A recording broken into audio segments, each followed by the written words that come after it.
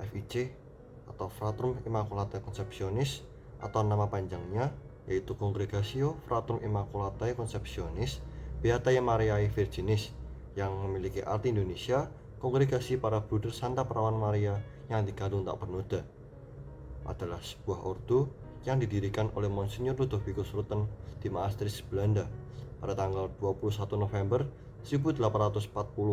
Sementara itu, wakil pendiri sekaligus bruder pertamanya adalah Bernardus Hughen. Pastor Rutten mengawali karyanya dengan mengajar agama kepada anak-anak. Ia memulai karyanya di serambi gereja paroki. Karyanya berkembang, ia mengajar dari 3 orang bertambah menjadi 30, 50, dan setengah tahun kemudian menjadi 200 sampai 300 orang. Ia menanggung semua biaya untuk keperluan karyanya. Lama-kelamaan, ia membutuhkan bantuan tenaga religius untuk membantu karyanya. Ia pun memulai proyek rohani agar karya baiknya diteruskan.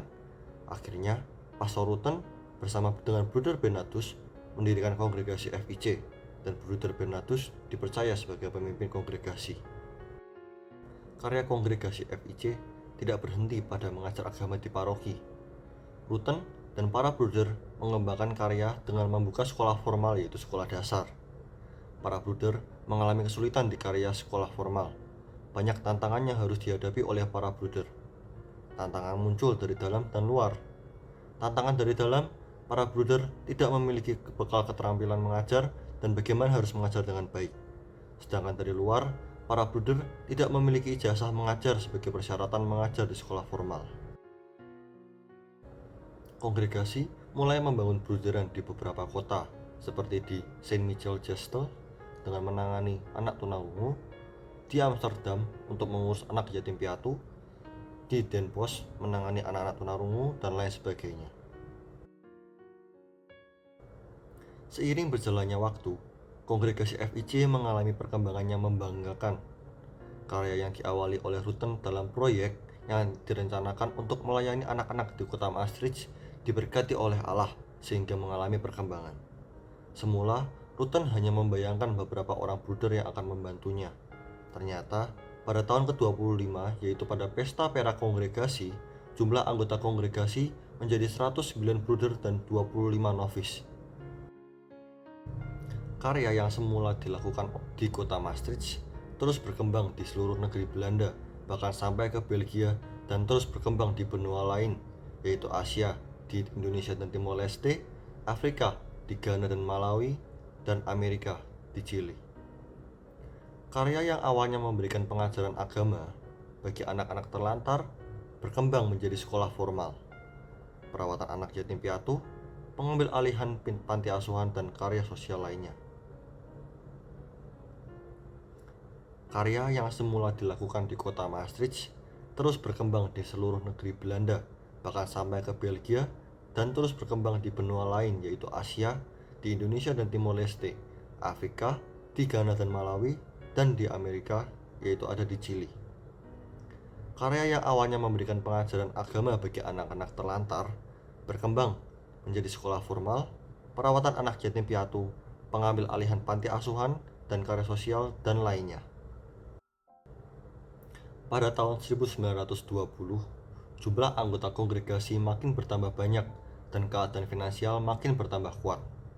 Sejak itu, kongregasi FIC ikut di bawah arus misioner yang kuat yang melanda umat Katolik Belanda, mewartakan kabar gembira kerajaan Allah ke luar negara lain yang belum mengenal Kristus.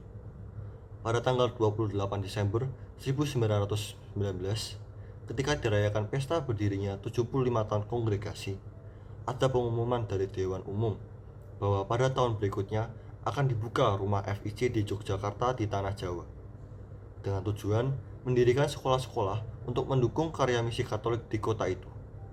Dengan adanya sekolah Katolik, umat yang baru bertobat atau yang baru saja menjadi Katolik pasti akan diteguhkan dalam pilihan agama mereka, seperti cita-cita pendiri kongregasi, yaitu mendirikan sekolah Katolik sebagai sarana jitu untuk mendalami dan memelihara agama Katolik.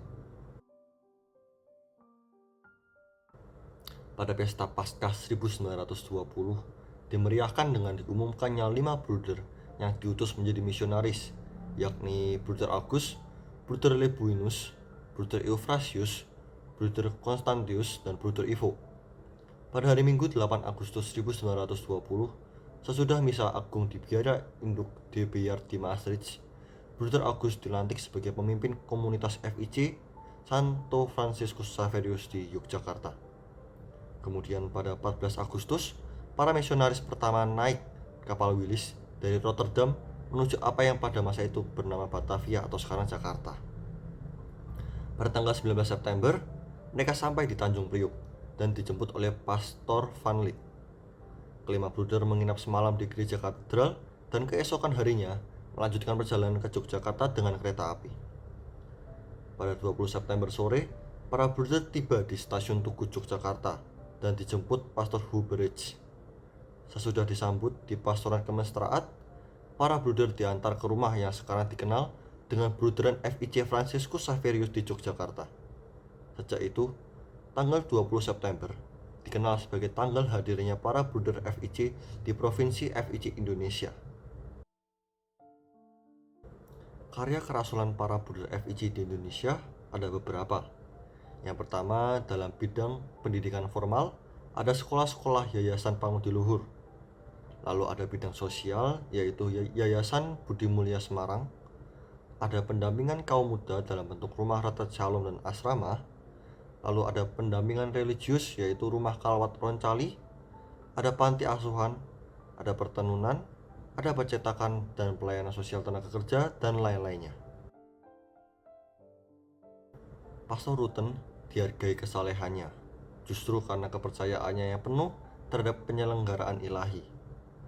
Oleh karena kepercayaan terhadap penyelenggaraan ilahi inilah, Rutten menjadi seorang pribadi yang penuh syukur dalam doanya dan dalam hidup kesehariannya. Hal inilah yang sangat mempengaruhi karya dan hidupnya dalam penghormatan dan devosinya yang begitu besar kepada Bunda Maria. Pengalaman bahwa Bunda Maria selalu membimbing dan menyertai membuat Rutten menyerahkan kongregasi yang didirikannya di bawah perlindungan Santa Perawan Maria yang terkandung tak bernoda.